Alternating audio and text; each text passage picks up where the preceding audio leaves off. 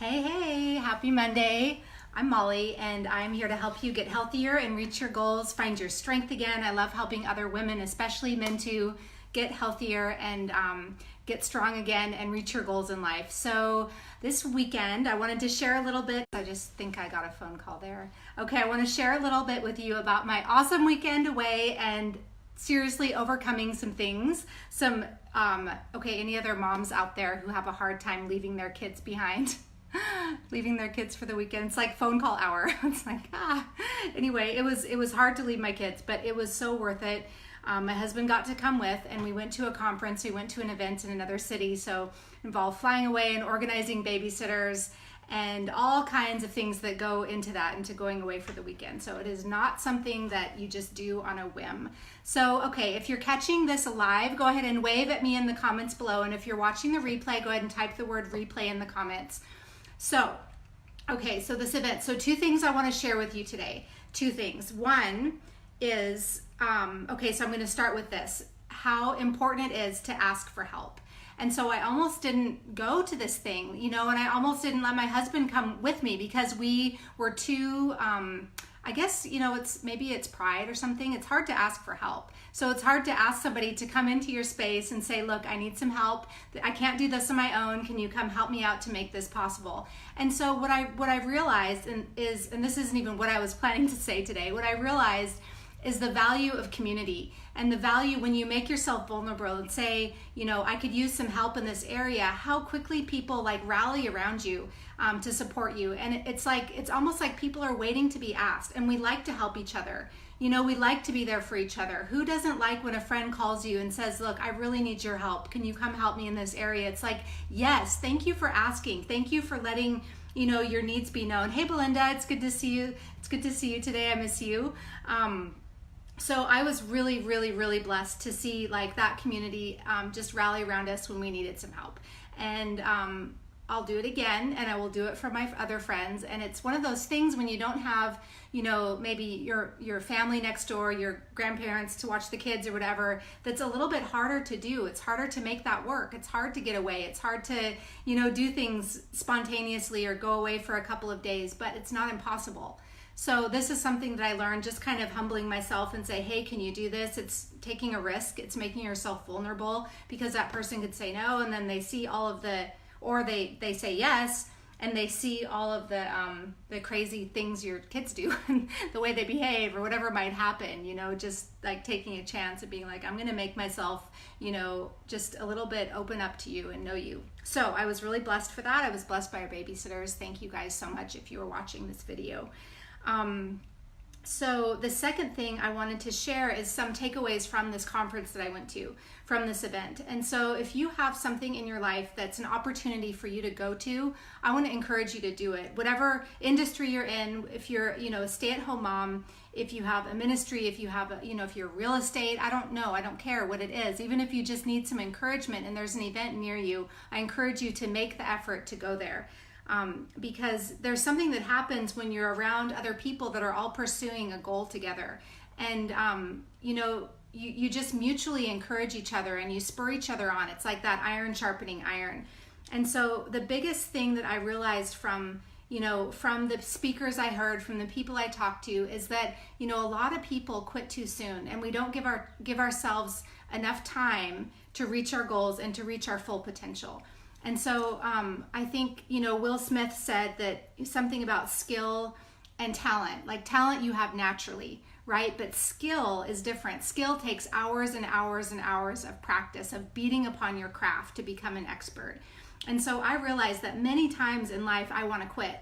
And I want to quit too soon. I want to quit before the finish line. You want to quit in the middle of the marathon or in the middle of your miracle. You just want to give up and quit. It's like, this is too hard. I can't do this. I don't have the capacity. I don't have the skills. This is beyond me. But really, that is quitting too soon. And we have to keep going forward even after failure. And that it is critically important to keep going after failure. That's one of the things that I think I've learned in the last few months, is that we have to keep going. We have to keep going even if you don't make your deadline, even if you don't make your goals, even if you blow it, lose your patience, whatever it is critically important to keep going and to keep refining and honing in and allowing, you know, ourselves to be refined. And we're refined the most through failure. I mean, let's just face it. It's like, it's easy to go and celebrate things and not really grow through that. But when you fail, or at least you feel you failed, sometimes it's maybe like a perceived failure or an unmet expectation. But when you feel like you failed, that's when, you know, standing up again and taking a hard look at yourself and realizing, you know, this is where it went wrong. This is what I did wrong. This is where, you know, pride maybe blinded me to seeing something I needed to see, or not asking for help, not being vulnerable and asking for help. So it's critically important to keep going after failure, to keep practicing and practicing. Hey, Natasha, it is so good to see you. And Lacey, are you back in the US yet? We've got all these people traveling from, like, you know, coast to coast and ocean to ocean. It's so fun to see you guys. It was so fun to see you this weekend. So yeah, I just wanted to share that to not give up too soon, and don't give up on yourself. If you haven't, you know, done the things that you set out to do yet, don't give up. Keep going, keep practicing. It takes something like 10,000 hours, or maybe it's even 100,000 hours. I need to check my notes now. You know, to really become an expert, 5 years, at least give it 5 years of whatever it is you're working at. So I want to know, if you drop in the comments, what you're working on, what you are practicing, what skill are you going at day after day after day that you want to see perfect. My daughter is working on, she loves to bake, and she's trying to make these, what is it, macaroons, I think they're called. They're these like really fancy cookies that you would see in a pastry shop in France. And every time she makes them, they like totally flop, and they're flat, or, you know, they don't, like, the flavor isn't right.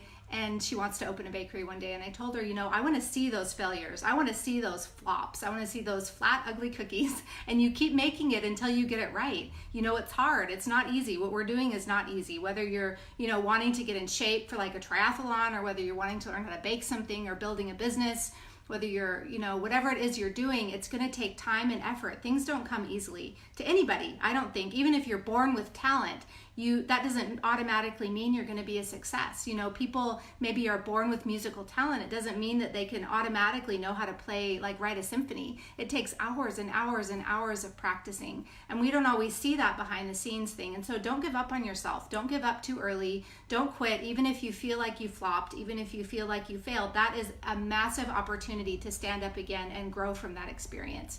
So anyway, I wanted to share that with you. Was this valuable to you? Is this, you know, does this encourage your heart? And that's really what I want to do, is inspire you to keep on going. Don't give up on your dreams.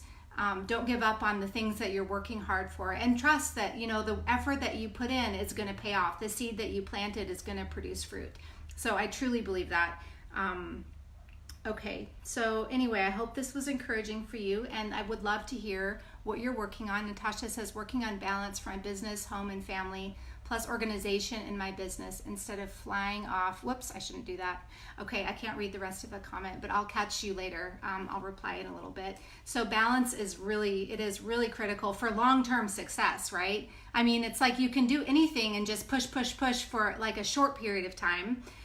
But then sooner or later, the wheels fall off the bus, and you have to, you know, still have groceries in the cupboard. You have to be able to maintain your car and, you know, shop for clothes and exercise and take care of yourself, or maybe take care of your spouse, your family. They need you too. You can't just, you know, we can't just shut ourselves in a closet and work till we reach our goals. I mean, okay, is there anybody else that would actually secretly love to do that? I love what I do. I love social media. I love building a business online. And sometimes I wish I could just close myself in my room and work all day, but that's not life. That's not living. You know, that's not living to be a workaholic. We're meant to interact and enjoy each other and celebrate life. So yeah, Tracy's working on her business move. I'm happy for you, but I'm sorry to see you move away further from us. We're gonna have to make some effort and come down and support your business. Tracy has an amazing, like a rescue, can I call it like a rescue reptile facility, and takes care of animals and helps them, you know,